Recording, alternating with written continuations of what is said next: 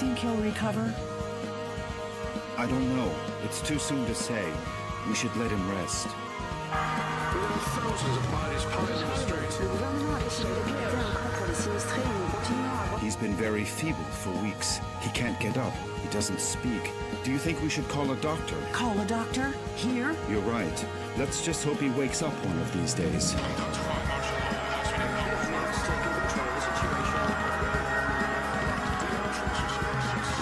Come on, my friend. Hang on. Don't give up. Please, let me get out of here.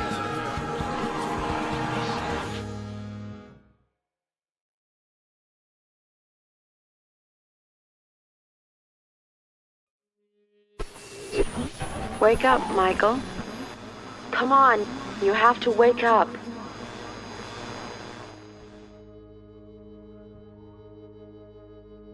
Who are you? Who's there? Please, Michael, wake up. Wake up. This silence. And this darkness. Where am I? Damn it. I can't remember. Where are you? Where are you hiding? Michael, please wake up. You have to wake up. Michael? Is that my name? Please tell me where I am. I can't remember anything. What's happening?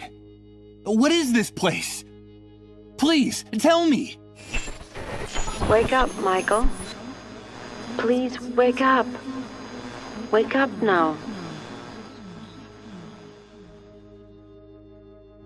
Don't go! Please!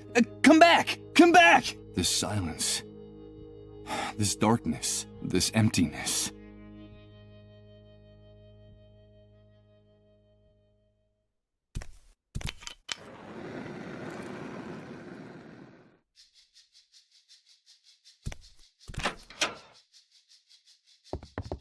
Good morning. I hope you're feeling better. But... Now don't be alarmed. I'm glad you feel strong enough to get out of bed. That's wonderful news. I must say you're looking much better, considering what you've been through, of course. who are you? Ah, yes, of course. Forgive my manners. You've been with us for so long that I forgot that you don't know who we are. Allow me to introduce myself. My name is Rod Atkinson. I was the director of the Municipal Property Registry before the world collapsed on us. Pleased to meet you, Mr. Atkinson. But...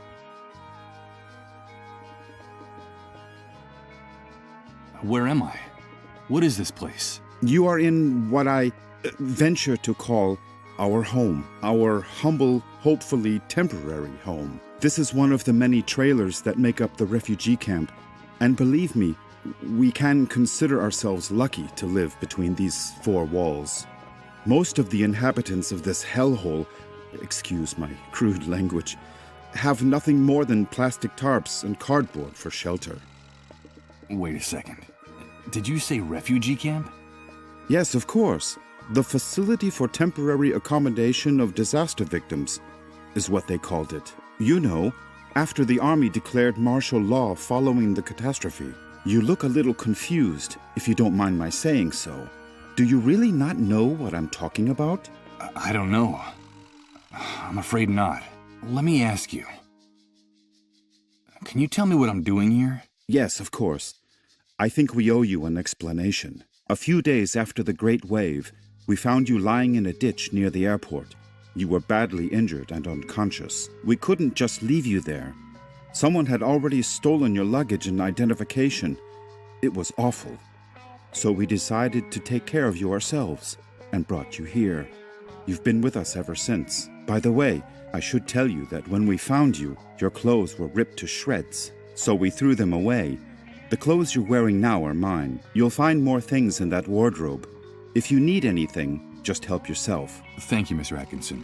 But... the Great Wave? What are you talking about? Well, what would I be talking about? That damned, excuse my language, explosion that brought ruin to all of us. The origin of this filthy new world that now seems to be our permanent reality. But do you really not remember? Do you really not remember anything about all this? I feel a little weak and dizzy, Mr. Atkinson. Excuse me. I'm afraid I can't. I can't remember a thing. I see. There have been many cases like yours in the camp. Try to rest and not to get too agitated. Well, there's one thing I can tell you. You can consider yourself fortunate. There's nothing nice to remember about recent times, believe me. You said with us. Who else lives here? Ah, yes, of course. I still haven't properly introduced my family to you. Now is a bad time, but I promise to make proper introductions later. My wife and I sleep in the other room, and, well, little Colin sleeps with us. Colin? Yes, Colin is our only child. Our one ray of hope since the catastrophe. I'm going to confess something to you. Colin is the only reason my wife and I still struggle to keep going in this new world. We would have given up a long time ago if it weren't for him. Of course. I understand. So that was your wife's voice that woke me up a few minutes ago, right? My wife? No, that's impossible. My wife has been with me in the other room the whole time. We haven't come out of there for hours. But I'm glad you're feeling better and are fully conscious now. I guess we could say you've been reborn. And although the circumstances aren't the best, simply being alive nowadays is practically a luxury. So, welcome to our home. From what you've told me, I see that you've saved my life. I'm very grateful, Mr. Atkinson. No, please. You don't have to thank us. We just did what we had to. It's our moral obligation to uphold the ethical principles of civilization in this new world. But call me Rod, please. And, well, we also did it for Colin, you see. What kind of future does he face if we accept that it's every man for himself, that no one cares about anyone else? It's a terrifying prospect, don't you think? We're just doing whatever we can to avoid that future, that's all. Rod! Rod! Please excuse me, but I have to leave you now. No, wait, please. What's happening? Don't go yet. I'm sorry, I understand that you have a lot of questions to ask me, but now isn't the time. Believe me, I promise to answer each and every one of your questions in peace and quiet later. Sorry, but I have to go. Rod, please, quickly! Okay, all right. Now that you're feeling better, you can go out and take a walk around the camp. But please, be very careful out there. The world you knew before is gone. Heed my warning, don't touch anything. Don't talk to anyone, and don't get mixed up in anything, at least until someone explains to you how things work in this new world the Great Wave left us. Everything has changed so much out there. All right. Thanks for the advice. Ah, one more thing before I go. You've been with us for quite a while now, and we don't even know what to call you. What is your name? My name? Michael. My name is Michael. Very pleased to meet you, Michael. We'll talk again later, I promise. Michael. That's what that disembodied voice called me. That must be my name.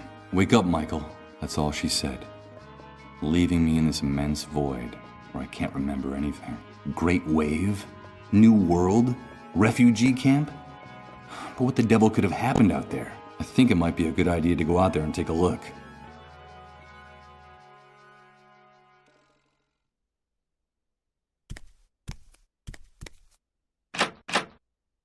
It's no use. It won't open. I heard Rod bolt it from inside.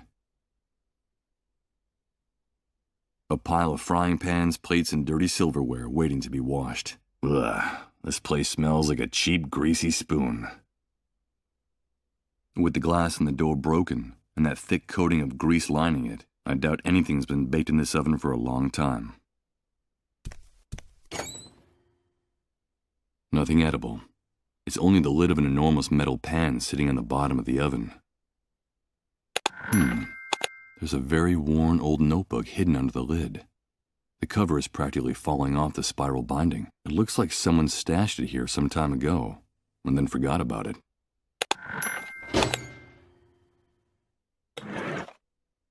It's an old accounting ledger that still has a few blank pages left in it. From what's written in here, it looks like someone was using it as a diary before ripping out almost all its pages and leaving it inside the oven in the trailer.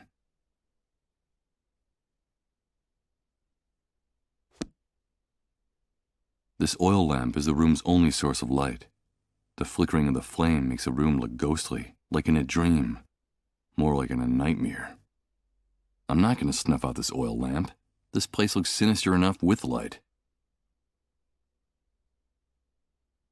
A depressing sight. A damp mattress on a bed frame and dirty, rumpled sheets. This is the bed where I've been convalescing all this time.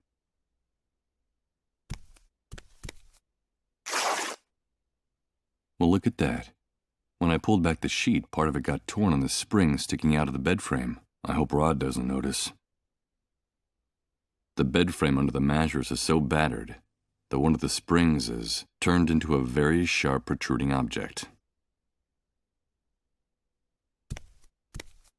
The old closet Rod told me about. It's funny. With the glass in the door shattered, my reflection in the mirror is fragmented, like a photo ripped into little pieces and taped back together. Impossible. It's locked. I'm afraid my host forgot to unlock it before he left. It's an unframed snapshot, stuck directly on the wall of the room. 2 adults and a child smiling at the camera in what looks like an enormous yard. One of them is Rod, my host.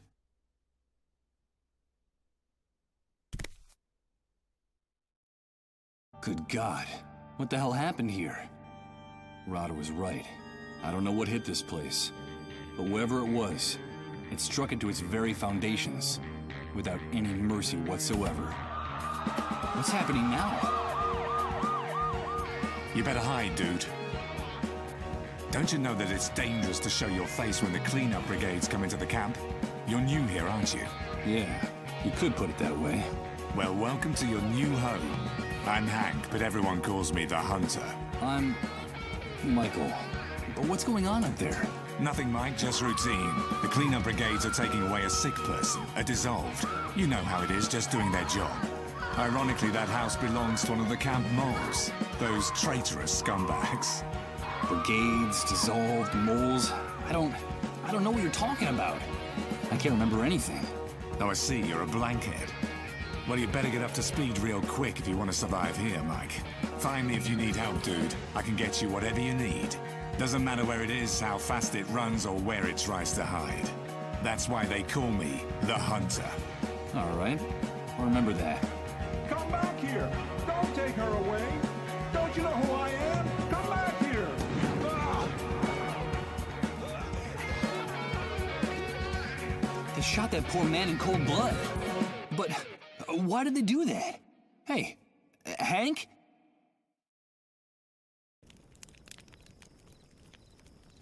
I'm afraid he's gone. This tangle of metal was a driver's door once upon a time. The half-scrap remains of a sports car that looks like a collector's item. From the style, it must have been worth a pretty penny a long, long time ago. But now, I'm afraid it's just scrap metal.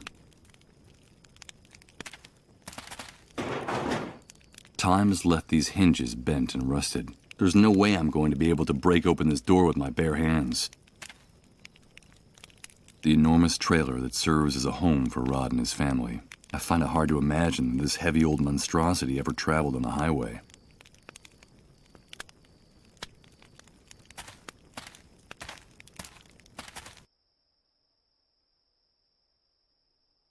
Rod seems upset and worried.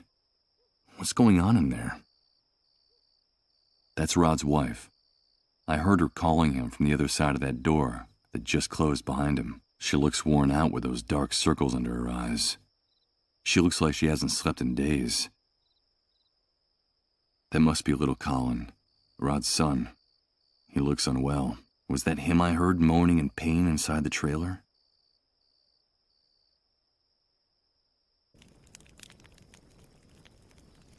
A supermarket shopping cart full of plastic bags, ready to burst. This individual who looks like a bum never takes his eyes off it, and the swarm of insects fluttering around the merchandise don't either. Someone improvised a bonfire inside that drum. Although the smoke starts to irritate the lungs pretty quickly, it seems like the only heating system the camp inhabitants have. He must be one of the inhabitants of the refugee camp. What the hell has he got in that shopping cart full of junk? Hey, you! Don't even think of putting your paws on that shopping cart! Stay away from my stuff, or I swear I'll rip your guts out with my bare hands! Okay, calm down. I won't touch anything. Ouch! Damn it! This vacant lot is full of trash and broken glass. I managed to rip open the sole of my foot and a rusty nail. Hey! It's not a good idea to walk around barefoot in this enormous trash heap. You won't get very far without shoes. Yeah, thanks for the tip. The tip is yours to keep. But if you come near my things, you're a dead man. Understood? Wait, I recognize you. Aren't you the guy Rod's been taking care of in his trailer all this time? Yes, I am. Do you know Rod? Of course I do. Everyone in the camp knows Rod. You owe him your life. Don't doubt that for a second. Nowadays, no one in his right mind would do what he did for you, for a total stranger. Yes, I'm very grateful to him. But tell me, can I ask you a few questions? I've been hearing about an enormous explosion, the Great Wave. What on earth are they talking about? But what kind of question is that? Where have you been all this time? Sleeping in a cave? Well, you could say that. The Great Wave is the reason we're confined here like animals. The entire world went to hell in a handcart that day, and we went with it. I've been able to see that with my own eyes. Can you tell me anything else? Okay, I'll tell you what I know. The Great Wave hit us one Friday afternoon right out of the blue. I remember it perfectly because I'd just come out of an important meeting at that precise moment. I'd made a lot of money from a very fat contract. Yes, sirree, Bob. Very, very fat.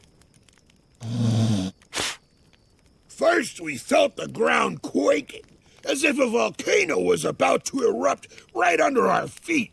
I had to get out of my car and run. Then came the explosions. Glass broke. Buildings toppled.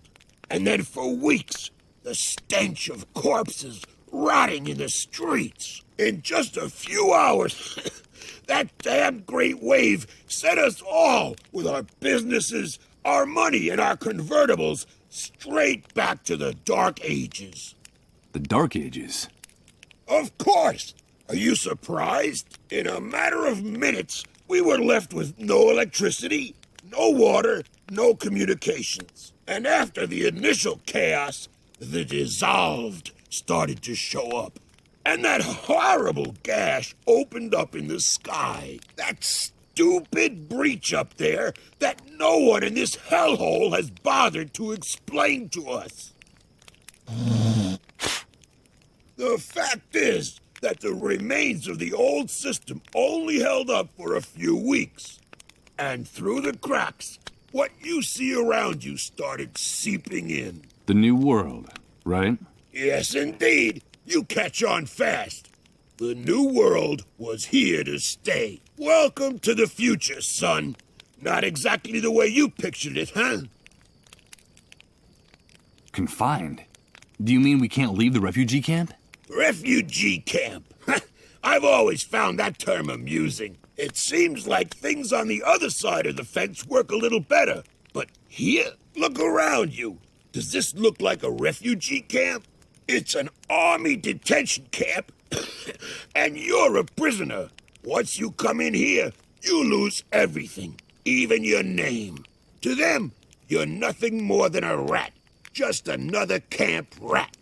You'd never be able to get through the gate, especially if you don't know anyone or don't have any contacts on the outside. Doesn't matter who you might have been before the old world collapsed.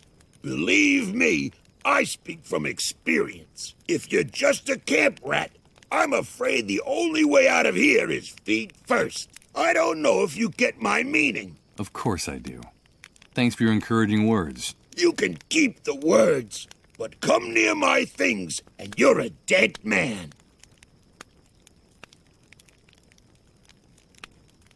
This shooting.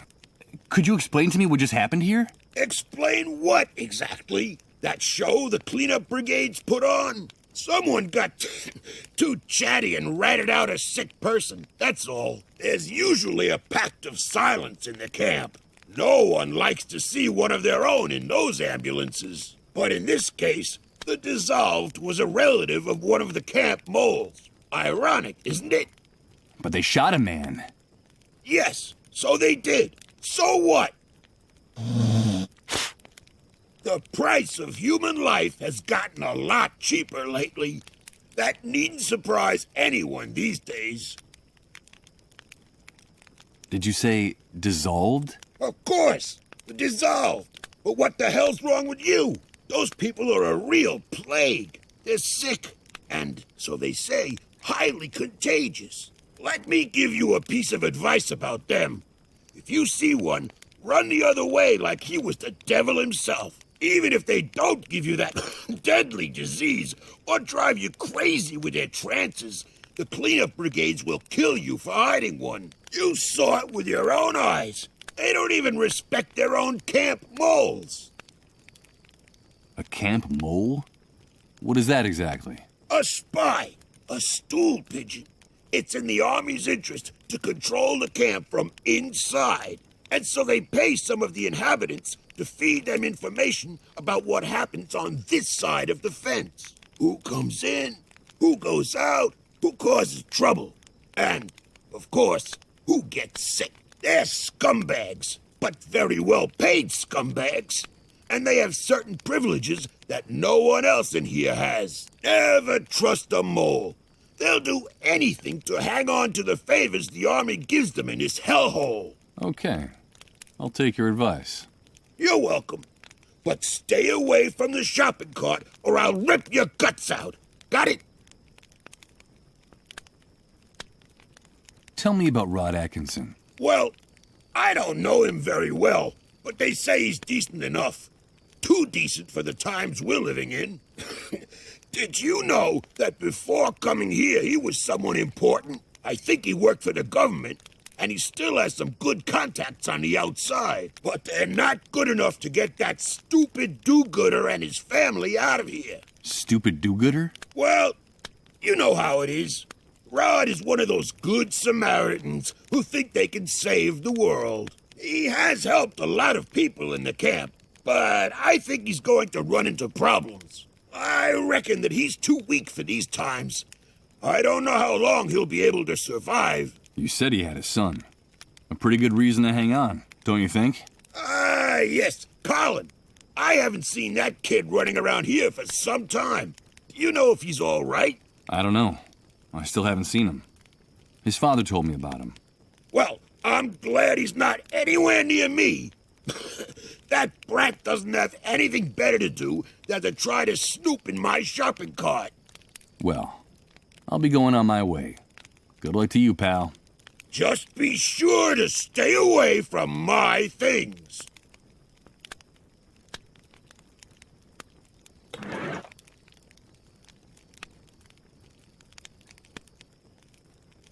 Let's see. I could swear that the lid is just the right size for this drum. Perfect.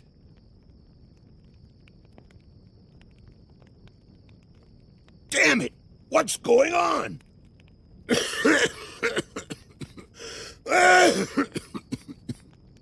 This damn shithole is going to be the end of us.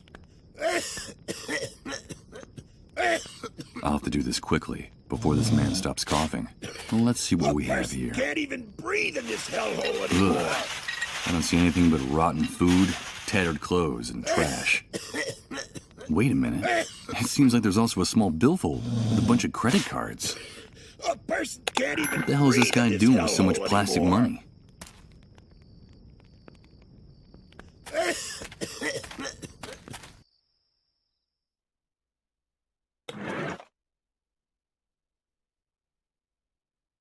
Let's see if I can do this.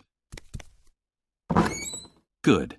The mechanism gave way on the first try, but the card is trashed. For my sake, I hope that guy outside never finds out about this.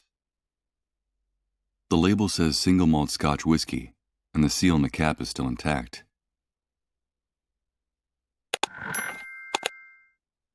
A clean iron pillowcase. Nothing like the grimy sheets on the bed I've been lying in all this time. A clean iron pillowcase.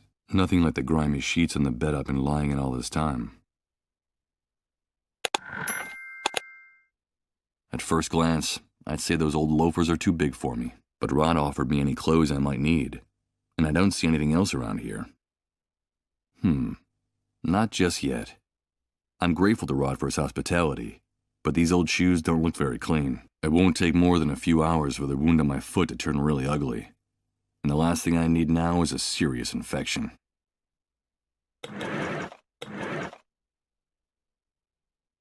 The pillowcase is quite large. It's not going to fit inside Rod's shoes. Okay, let's see how well this protruding bed spring can cut.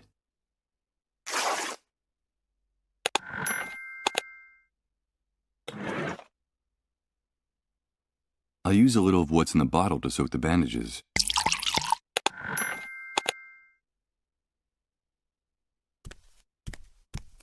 Here goes. I'll use the bandages on my foot. I hope the alcohol is enough to keep it from getting infected.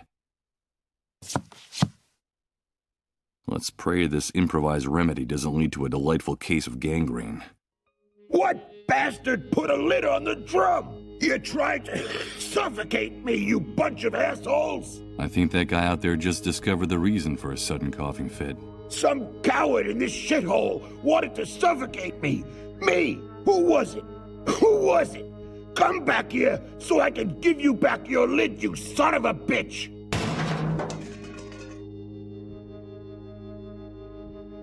Did you hear that noise, Rod? What's going on out there? I don't know. I'll go have a look. I think it's that poor drunk who's always hanging around the trailer.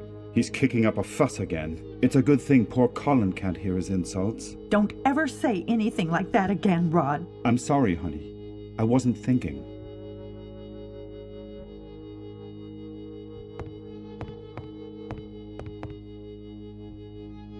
What are you doing here? Get out of here! You've no business being in this room! Rod, I'm sorry.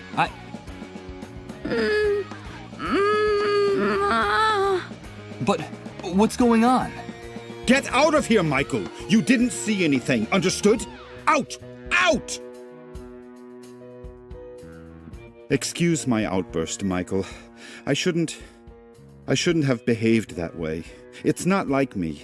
But this new world brings out the worst in all of us. It's just that I can't stand to see Colin suffer this way.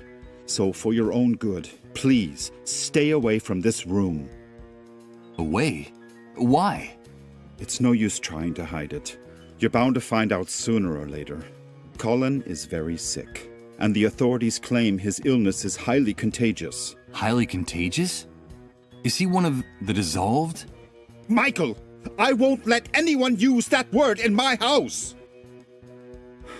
Yes, Colin caught that damn disease.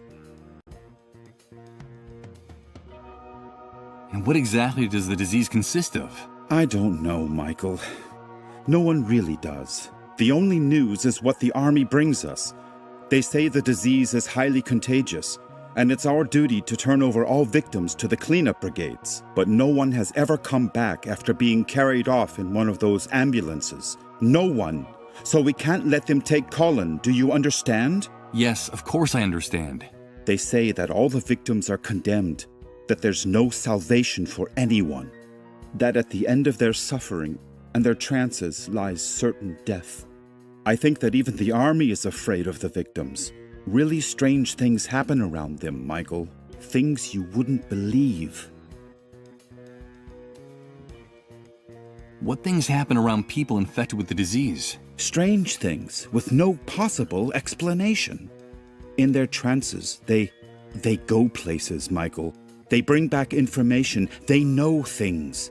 They talk to people who are no longer with us. And we've been living like this for weeks. The things that are happening around Colin are getting more and more confusing and hard to bear. Talking to the dead? Jesus. This man's nerves are shot from the exhaustion and stress. But how did Colin get infected? We don't know. No one knows how the disease is spread. The only thing we know is that the disease appeared after the catastrophe, and that it's spreading like wildfire. So the Great Wave brought the dissolved with it? Yes, but don't use that word again. Not in this house, anyway. It's so cruel and disrespectful. In effect, that's the only thing we know for sure about all this insanity. The Great Wave took everything from us and left us with this epidemic. What's happening to Colin is terrible. If only there was something I could do. Well, Michael, you can help us. I'm convinced that our finding you was no coincidence. You've got to help us. But you said yourself that all the victims are condemned. What can I do? No, all is not lost. In the camp, there are rumors of a cure. It seems that in the city, on the other side of the fence, the victims have access to a drug. But we can't get it here. And my contacts out there, well, let's just say they can't do anything to help.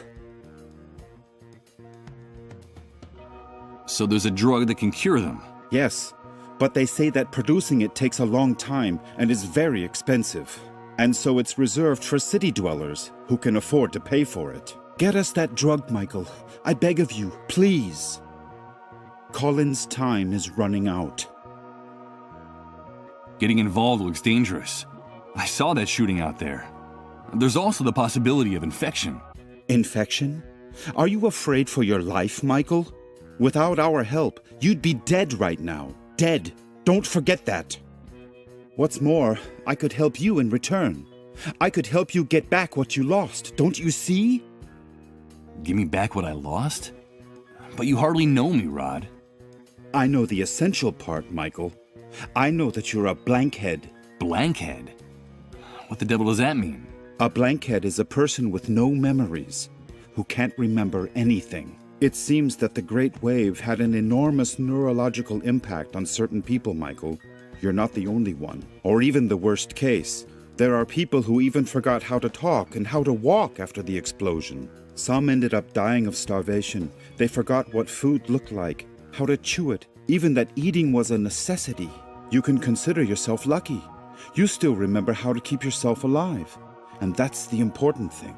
The natural recovery process is slow. It can take months, if at all. Listen to me, Michael. A man without memories is just a shadow, or even worse, he's nobody. I still have some contacts out there. I was an important man in the municipal government. I could trace your name, your data in public records, your fingerprints. I could restore your whole life in the blink of an eye. But please, help us. I'm grateful for your help, Rod, and for everything you people have done for me. But listen to me, Michael. We know that it's possible that our son is condemned to die. In fact, my wife and I have everything prepared for when he leaves us.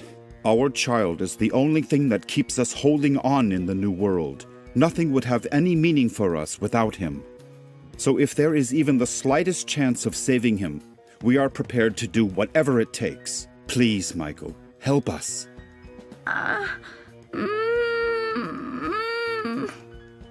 For God's sake, listen to him. He's just a child. Rod, come in here, quickly! Bring us that cure, and we'll help you get your life back. Colin is our only hope in this new world. Help us save our future, and I'll give you back your past. I promise you. Goodbye, Michael. no, Rod, wait! Bring a drug? Is he out of his mind? That man wants me to put his son's life in my hands? I can barely remember who I am. And I probably wouldn't last more than a few hours out there. But Rod was right. A man without a past is nothing more than a shadow. He offered to help me get my life back, my memories. So if I want answers, I have only one possible course of action: to get that drug.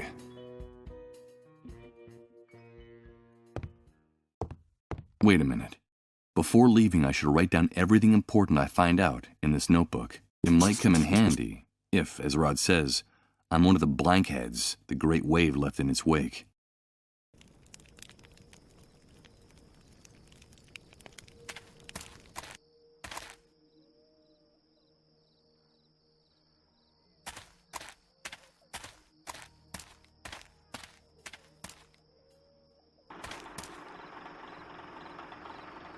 Two guys entertaining themselves by playing poker. I suppose time passes very slowly in here.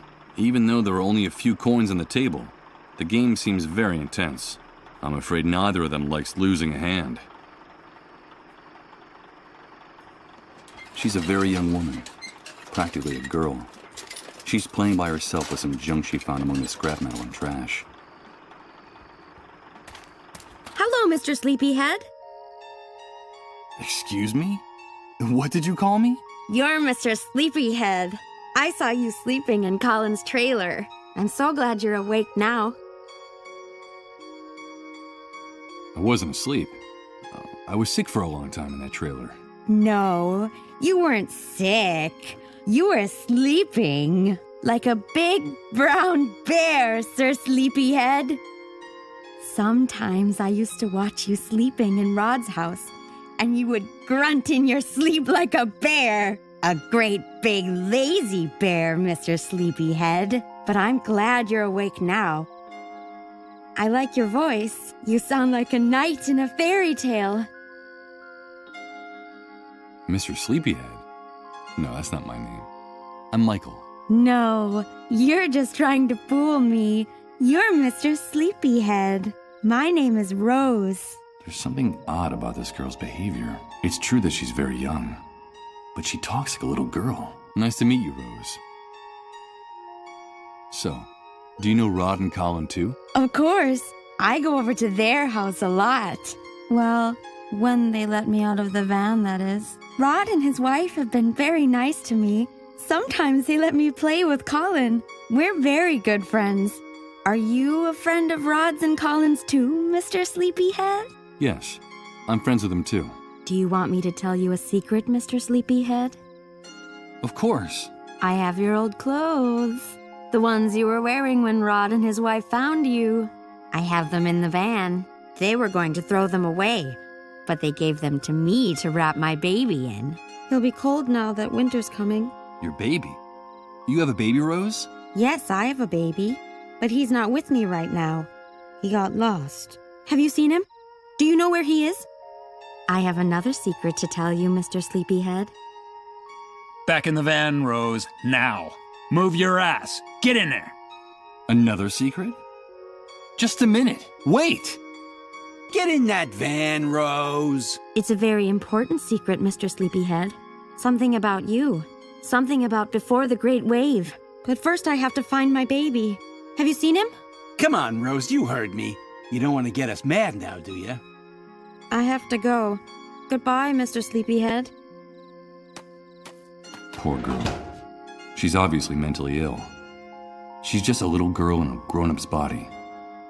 And you, if you want to go in there with her, you gotta pay like everybody else. Those are the guys guarding Rose. They won't let me speak to her if I don't pay the corresponding fee. I believe it was called pimping before the Great Wave. Hey, you guys! You talking to us?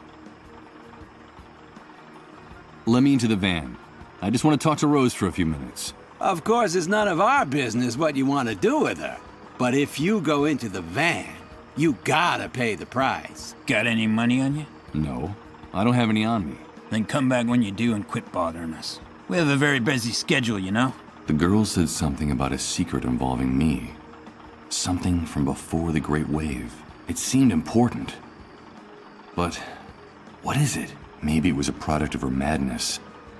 But I need to talk to her inside that van to get some answers. I'll come back with the money. Now that sounds much better. I see that we're starting to speak the same language. That poor girl's not right in the head. She acts like a little girl. How can you people be so unscrupulous? Rose is an adult. She's earning a living. Like we're all trying to in this camp. Mind your own business, pal. You're abusing a poor, disturbed girl. Us? Taking advantage of Rose?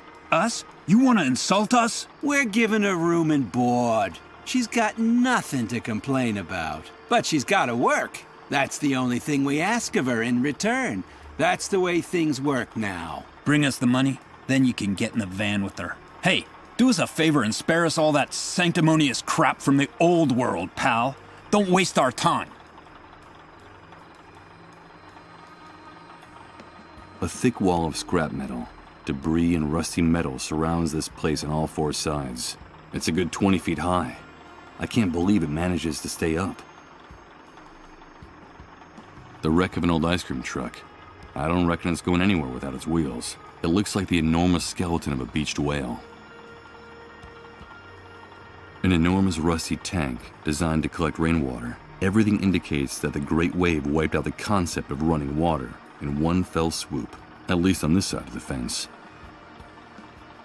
This noisy electric generator seems very old and decrepit, but it works. Cars, machinery, steel, cement, even the skeleton of an old construction crane. This place is a veritable cemetery of the industrial age.